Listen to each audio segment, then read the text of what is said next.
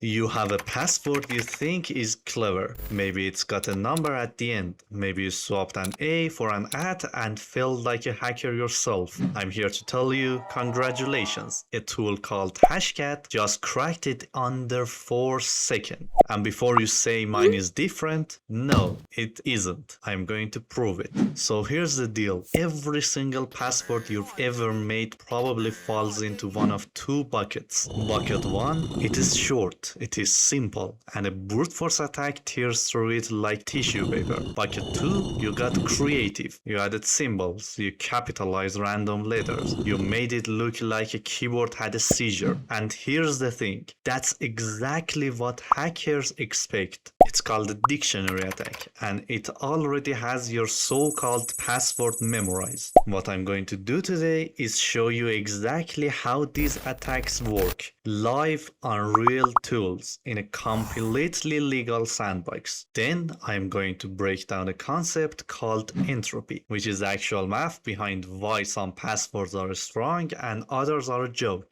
And finally, this is the part most people skip, I'm going to show you how password managers actually work under the hood, because right now you're either not using one or you're using one without understanding what it's actually doing for you. Let's get into it. First, let's watch your password die. This is Hashcat, running in an isolated environment, nothing connected to anything real, just a dictionary of the most common passwords in the world and a list of test hashes. And this is what happens when I throw password 1 at it. It's done. 0 seconds. Now let's try something spicier like this one. You think that buys you time? It doesn't. Hashcat doesn't guess, it knows. It's pulling from dictionaries that already contain every substitution pattern humans have ever invented. Because, well, humans are predictable. We think we're being clever, but we're being statistical. And brute force attack doesn't even need a dictionary. It's just trying every possible combination, one after another, like a machine that never gets bored and never makes a mistake. Short passwords fall to brute force. Pattern passwords fall to dictionaries.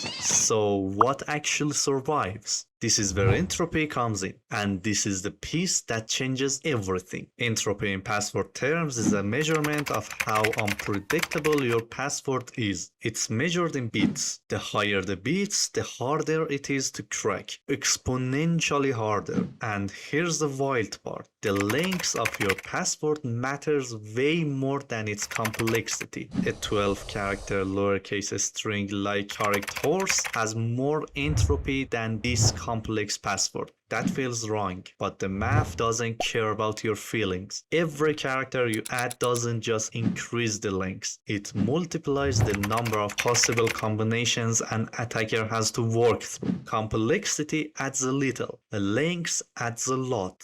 But wait, it gets even crazier, because the strongest, most unbreakable password strategy isn't a complex string at all. It's a passphrase, and I mean a real one. Not something like I love my dog. A random sequence of unrelated words, like marble, furnace, dolphin, eclipse, and many more. That string has somewhere around 80 bits of entropy. You know what 80 bits means to a brute force attack? It means it would take longer than the universe has existed to crack it. And here's the beautiful part. You can actually remember that. Only for random words. That's it. That's the fortress. Now, and this is the part where we go under the hood, how does a password manager actually protect you? Because a lot of people think it's just a fancy notepad that remembers your passwords. Well, it's not. When you create a master password, the password manager doesn't store it. It never touches your actual master password. What it does is run it through a key derivation function, something like pbkdf2 or bcrypt, which takes your master password and stretches it through thousands of rounds of hashing until it produces an encryption key. That key is what locks and unlocks your vault. If someone steals the database, they don't get your passwords. They get encrypted gibberish. And cracking the master password through that derivation function is so computationally expensive that even with serious hardware, it's not a practical attack.